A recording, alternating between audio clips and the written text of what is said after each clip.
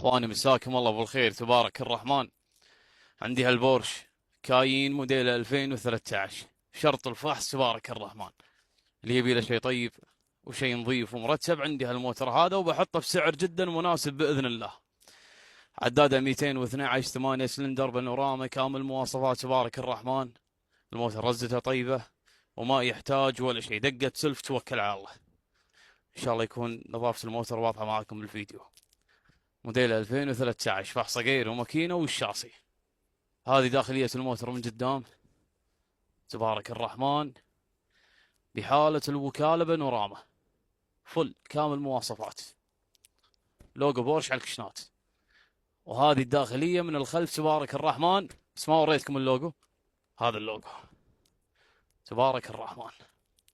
بورش كاين موديل 2013، شرط الفحص الغير والماكينة والشاصي. بحط السعر، بحط رقم التواصل، والله محييكم.